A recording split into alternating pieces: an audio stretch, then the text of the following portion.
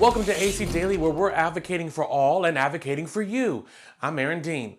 Travelers can expect some major changes to what documents they need to fly. The enforcement of real IDs is a year away. The Advocate Channel's Jen Sullivan explains. Some big changes are coming to what documents travelers need to board a domestic flight and or cross the border. As of May 7, 2025, a traditional driver's license will no longer be accepted by TSA or U.S. Border Patrol. Instead, anyone 18 and older will need to present either a passport or a document known as a real ID or an enhanced license. You'll also need one of these to enter a federal building. So what is a real ID? Following the 9/11 attacks, the federal government set new security standards to obtain a state-issued driver's license and ID card, and some states began issuing them more than a decade ago. The standards will soon be enforced for people in all 50 U.S. states, territories, and D.C. The real IDs in most states have a star in the top right corner. Some states, like California, may have a slight variation to the design, but the star will still be there.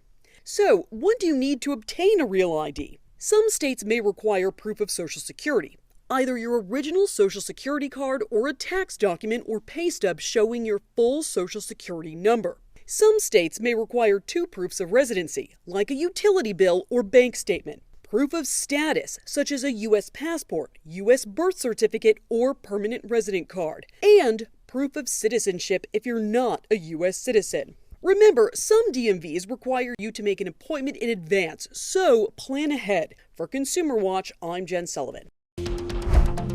It's Mental Health Awareness Month, and while you may know that taking care of your social, emotional, and mental well-being is a good thing, it's also important for your heart health. Well, the Advocate Channel's Mandy Gaither has that story.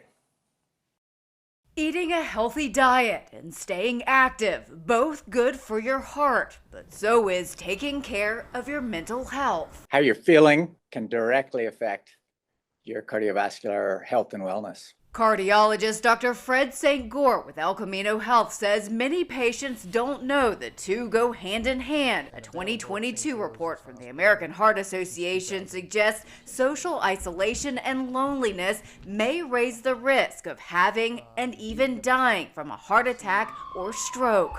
It's pretty clear why, and that is the level of stress, and stress which then leads to inflammation, which then leads to cardiovascular disease, is clearly and well documented to be higher in individuals who are either lonely or socially isolated. While loneliness can be felt by anyone, St. Gore says it's significant in seniors, especially those who have lost a partner or friends, and in teens who spend a lot of time on devices instead of socializing in person. The responsibility is really on the healthcare community to make sure that we get this message out, that our patients are well educated, well informed of the benefits of all these cardiovascular risk factor interventions. St. Gore says that includes management of blood pressure, glucose levels, and cholesterol, good nutrition, weight management, regular exercise, and social activity. We have a lot of different ways of intervening, certainly with pharmacology, with nutrition,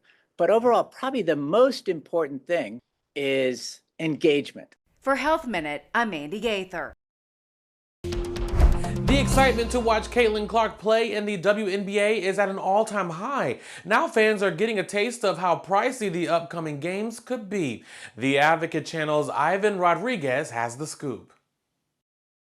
22-year-old Caitlin Clark making her first appearance as a WNBA player for the Indiana Fever in front of a packed house of fans eagerly waiting to catch a glimpse of the star. She can do it all and that she's changed basketball for women. Clark is at the forefront of a new wave of interest in women's basketball. Last month's women's national championship game between the University of South Carolina and University of Iowa was the most watched basketball game, including the NBA, since 2019. That same hype following Clark and other top college athletes embarking on their pro careers. I believe that as the season progresses, we're going to just see a similar major exponential increase in all of these metrics. WNBA games have long drawn fewer eyes and earned less revenue than games in the NBA. The average yearly salary for WNBA players hovers around $130,000 compared to around $9.5 million in the NBA. WNBA teams fly commercial, while NBA teams take private charters. But in a sign of changing times, WNBA sales on StubHub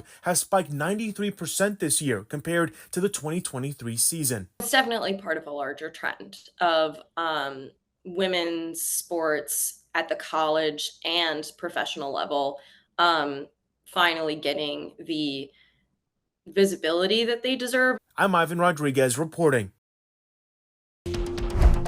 Thanks for joining me for AC Daily. For more content that advocates for you, head over to our YouTube channel and click on that subscribe tab. And engage with us on social. You'll find us on Facebook, Instagram, and TikTok. Use @Advocate Channel to join in on the conversation. I'm Aaron Dean.